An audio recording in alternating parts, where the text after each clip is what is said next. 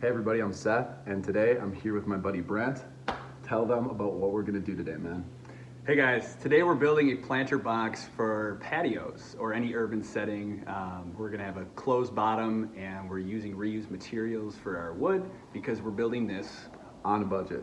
All right, let's get going.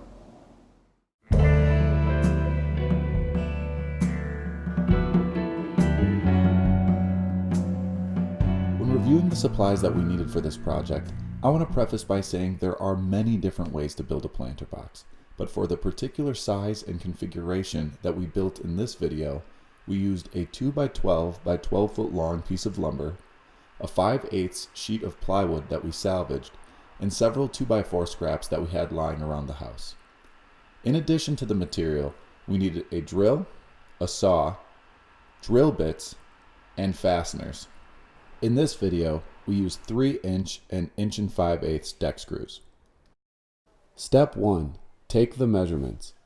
All right, so this is the space we're going to be working with. It's just the end of our patio. It's kind of an unused space, so might as well fill it up with a little bit of a garden. So we'll be using the Stanley Power Lock 2, very trusty tape measure, and I'll be taking measurements of this little area. So here's a diagram of the box that we're going to build today. Having a diagram is a great way to remember your measurements, figure out how much wood you're going to need, and double check your cut lengths before you make them. Step 2. Make the cuts. Depending on how much space you have available, cutting the wood barefoot and shirtless on your patio may not be a feasible option. It's important to note that most hardware stores are willing to make these cuts for you for a small price or potentially even for free. And if you plan your cuts out ahead of time, this shouldn't take any time at all. Step 3. Build the frame. In this next step, we'll be drilling pilot holes to avoid splitting or cracking the edges of the wood. For your pilot holes, you're going to want a drill bit that has a diameter slightly smaller than the fasteners that you'll be using.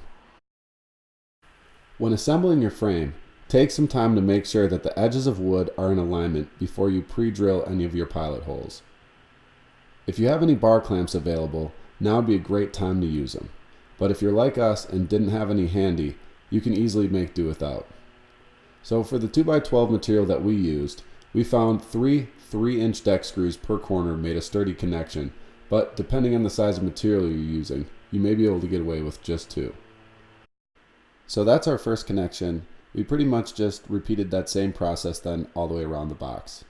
As far as locations of the pilot holes, we did one approximately inch and a half from the top and bottom, and then one directly in the middle.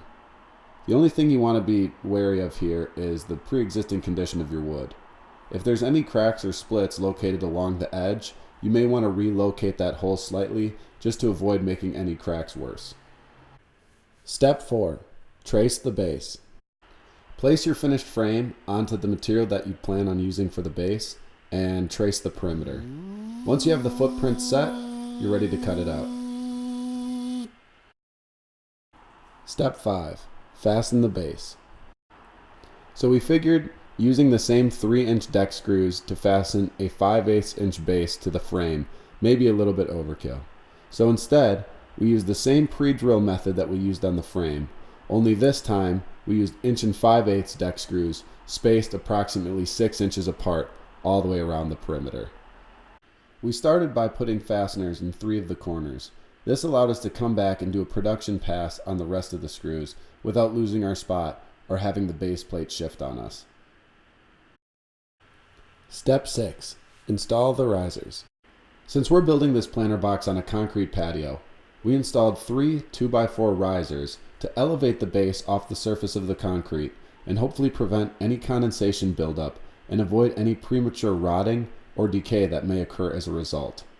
To fasten these risers in place, we used the same method that we used to fasten the base onto the frame.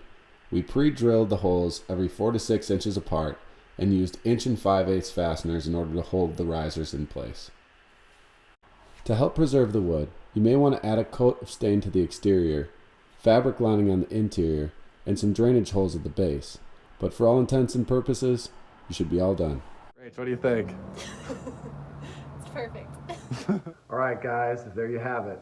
About 2 hours later, and we have ourselves a finished planter box frame. So there's a little bit more effort that needs to go into it as far as fabric lining and adding our soil, obviously, to start gardening.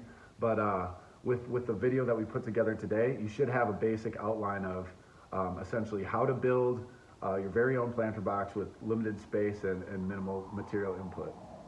That's right. Like Seth said, it took us about 2 hours, took us about $25. We used borrowed tools, so there wasn't a whole lot of investment on that part. You know, there's plenty of dads, brothers, uncles, even girls out there, you know, that own tools. So again, you know, tight on space, tight on time, we knocked it out. And we talked about it in the video too. We were obviously footing it out there. Be safe, you know, you're using saws and everything. True.